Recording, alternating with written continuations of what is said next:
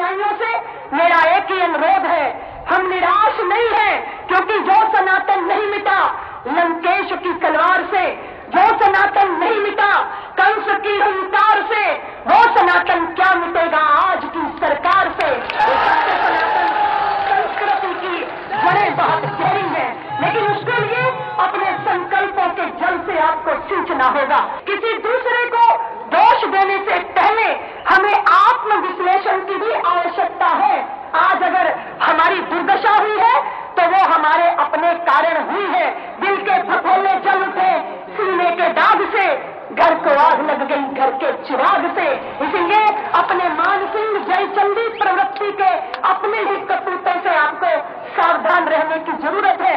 राम जन्मभूमि पे भव्य मंदिर का निर्माण हो, बाबा विश्वनाथ के मंदिर का उद्धार हो और कृष्ण जन्मभूमि आतताई आतंक से मुक्त हो, उसके लिए आप सबको संगठित होकर रौद्र रूप को धारण करने की आवश्यकता है। राम जन्मभूमि पे मंदिर के निर्माण के बिना हम कार सेवकों के रक्त के हमेशा ऋणी रहेंगे और उनका ऋण लेकर मृत्यु का लिंघन करना हमारे लिए मुश्किल हो जाएगा। तो सरदार वल्लभ भाई पटेल, सुभाष जी, नेताजी जैसी परंपरा और परम पूज्य गुरु जी के उस सत संकल्प को पूरा करने के लिए हिंदू जाति को मेरा इतना ही अनुरोध है कि जातीय भेदभाव से ऊपर उठिए, अपने स्वजन अपने सहोदरों को आलिंगन में बांधिए, किसी विधर्मी के षड्यंत्रों को परवान होने मत दीजिए।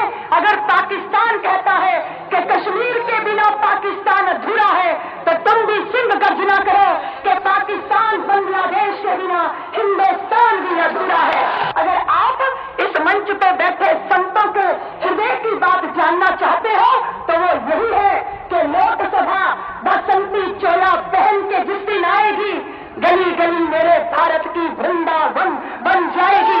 इसलिए इस देश के अंदर यह जो लोकतांत्रिक प्रक्रिया है उसके मुताबिक वोट बैंक, अपने वोट अपने मत, वो कहाँ जाएगा और वो कैसे संगठित रूप से जाएगा, इस बात का निश्चय करो। इस वर्ष परम पूज्य गुरु जी का जन्म शताब्दी वर्ष रहा।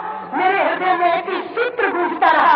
गुरु जी कहते थे, निष्क्रियता सभी श्रेष्ठत्व को नष्ट कर देती है। इसलिए सज्जनों, सक्रिय हो देश के लिए, समाज के लिए, राष्ट्रीयता के लिए और भारतीय गौरव की पुनः प्रतिष्ठापना के लिए मेरे साथ मुट्ठी बांधिए, हाथ खड़ा कीजिए। इस संकल्प के साथ सभी लोग, जैसे परम पूज्य संतों ने कहा कि हमारा किसी से शत्रुता का कोई मतलब नहीं है, सब हमारे अपने हैं, लेकिन ये बात निश्चित है